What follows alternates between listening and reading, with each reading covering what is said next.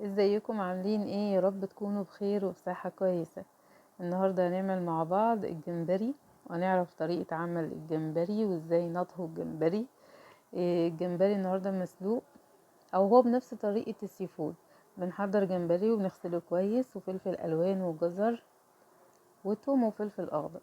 الاول هنعمل الرز بتاع الجمبري اللي هو رز ببصل وجزر، وبيكون لونه ذهبي. اول حاجة بنحط السمنة او الزيت بتوع الرز، وبنحط معاهم بصلاية كبيرة مبشورة، وبعدين جزرتين وسط مثلا مبشورين، والملح وشعرة قرفة. اوعوا تحطوا للرز دوت كمون، عشان ريحته بتبقى عاملة زي الكشري العدس الاصفر كده. ونحط عليه الرز مغسول، او هو لو مش بيتغسل يعني نحط الرز بتاعنا برضو عليه ونقلبهم كويس. البصلاية بتاعت الرز دي مش يعني ممكن نسيبها تبقى لونها بني، يبقى قريب من رز الصيادية، او ممكن نخليها تاخد تتبيلة بس تنعم حاجة بسيطة يعني. وبعدين نحط عليهم المية. وبرضو في نقطة مهمة ان احنا ما نكترش المية، لان البصل فيه سوائل، ولو كترنا المية هيبقى معجن. فمية الرز ده بتكون اقل شوية من المية اللي هي المعتادة حتى بتاع الرز بس، او رز بشعرية. بس هنعلي ونغطي عليه 5 دقايق 6 دقايق لغاية بس ما يتشرب، نرجع نبص عليه تاني ونحط له الملح. ده بالنسبة للرز بتاع اللي احنا هنعمله النهاردة جنب الجمبري يعني. هنبدأ بقى نعمل الجمبري. هنجيب الفلفل الألوان ونقطعه رفيع، وبعد ما نقطعه رفيع كل حتة رفيعة كده 2 ولا 3. ما بعرفش اقطع يا جماعة رفيع اوي انا. واحس ان هو الرفيع قوي دوت ما وصغير ومنمنم قوي كده، احس احنا هنحط اكل للبط ولا للوز او الفراخ يعني. احنا كبني ادمين بحس يبقى فيها شوية سيكة كده كبيرة شوية. المهم هنجيب حلة حلوة ونحط فيها معلقة سمنة، ونكون غاسلين الجمبري بتاعنا كويس جدا ونقعينه، عشان الجمبري بيبقى فيه رمل احيانا، او دايما يعني مش احيانا. اللي مش عايز يحط السمنة براحته يعني، دي حاجة اختيارية، عايزة تحطي سمنة حطي، مش عايزة بلاش. وهننزل بقى بالجمبري. طبعا الناس كلها بتحترم الجمبري وشنبات الجمبري يعني. انا بصراحة بستخسر ارمي الراس بتاعة الجمبري، حتى لما بعمله مقلي بخلي الراس بتاعته مش برميها، علشان هي فيها بطروخ. ماشي. هنقلب طبعا على بسيط يعني. طبعا النقطة بتاعة تحول اللون من الرمادي دوت للون الاورنج، يا خبر ابيض، حاجة كده بتلمس في القلب، حاجة كده جامدة. المفروض نكون عاملين خلطة زي خلطة السمك، اللي هي فص ثوم ومثلا فلفل اخضر، ومعاها ملح وكمون وبهارات سمك كده يعني، شوية جنزبيل صغيرين، كرفس. ما عملناش الخلطة دي. هنعمل ان شاء الله فص ثوم وحتة فلفل في ايد الهون، وهنخبطهم كده في بعض، ونجيبهم نقلبهم هنا على الجمبري قبل ما نحط له الفلفل الالوان والحاجات دي. بصوا بقى، انا الجمبري عامه عشان دايما بعمل معاه كابوريا. بعمل ايه؟ بمسك الايد بتاعه الحله من ناحيتين، واقلب التقليبه اللي انتوا شفتوها دي، بس عشان الكابوريا بتبقى صعبه تتقلب بالمعلقه وكده.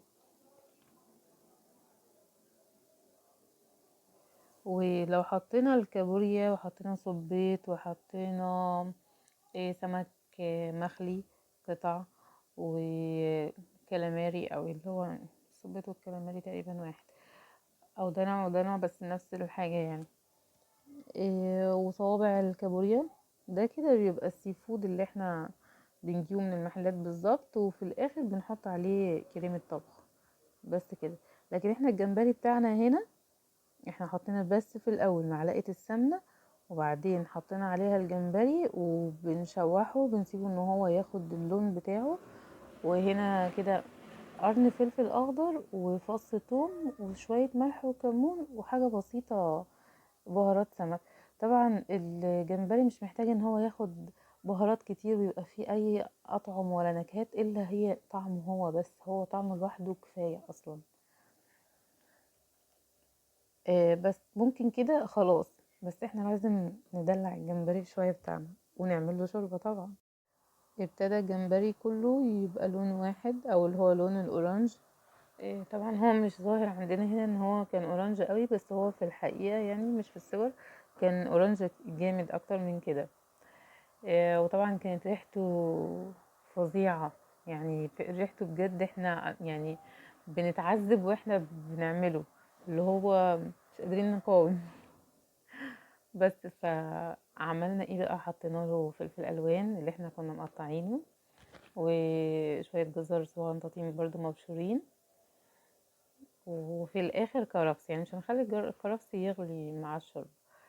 طبعا احنا بنحب نحط له جدا جدا شوربه او بنشرب شوربه جمبري. فالجمبري مش مستحب ان هو كنت بقلب الحله بطريقه غريبه. الجمبري مش مستحب ان هو يعني ايه يقعد وقت طويل على النار، هو كبير و5 دقايق 10 دقايق بالكتير قوي. فعشان ما نحطش ميه بارده ويفضل بقى لسه يغلي، لا حاطه ميه مغليه اصلا، فاللي هي اول ما اتحطت عليه اللي هي ما اخدتش ثواني وغليت بيه. ماشي. بس كده تغلي غلوة واحدة وتقلب، هقوم طافية عليه واظبط الملح بتاعي واتأكد ان هو مظبوط. آه فوق الوش هحط شوية كرفس وهعصر ليمونتين بعد ما اقفل.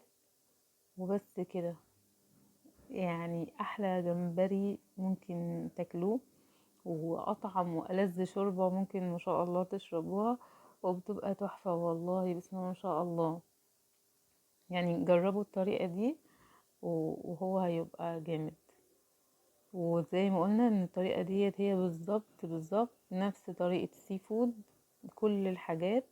اللي عايز يعمل بجمبري وكابوريا بس تمام، جمبري بس زي الفل اهو. كل الحاجات بقى مشكلة مع بعض برضو حلو. وفي الاخر بيزود كريمة الطبخ. اتفرجوا بقى يا جماعة على الالوان وشموا الريحة بقى وانزلوا النهاردة في جمبري. طبعا احنا كنا حاطين الرز على النار، الرز البصل والجزر. هنلاقيه اتشرب. يعني بصوا السمك الجمبري ما خدش وقته خالص، يعني يدوبك على ما الرز بس اتشرب المية بتاعته. بصوا بقى بيغلي. هما زي ما قلت لكم ظبطنا الملح بتاعه، وحطيت عليه حبة الكرفس الصغيرين والليمون، وكنت طفيت خلاص. بس هو عشان كان لسه سخن كان لسه بيطلع البخار بتاعه. يتقدم بقى يعني ما شاء الله، مش قادرة اقول. ده عصير الليمون.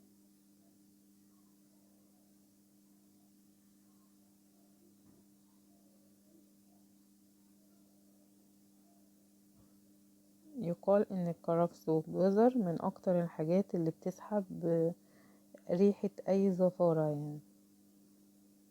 وهو لما بيتغسل كويس قوي بيبقى خلاص تمام جدا، مبيبقاش فيه زفارة ولا اي حاجة. هنقدم بقى لكل واحد طبق رز مثلا وطبق جمبري، ويعيش الحياة بقى. إيه، ألف هنا وشفا على قلوبكم. وزي ما عودتكم ان احنا بنعمل الاكل دايما بالحب واحنا مبسوطين ومحتسبين الاجر ان احنا خالص لوجه الله. شوربة الجمبري من احلى الشوربات اللي ممكن تشربوها في حياتكم. بحبكم، ولو عجبكم الطريقة بتاعة الطبخ بتاعتي ياريت تشتركوا في القناة، وجزاكم الله خيرا.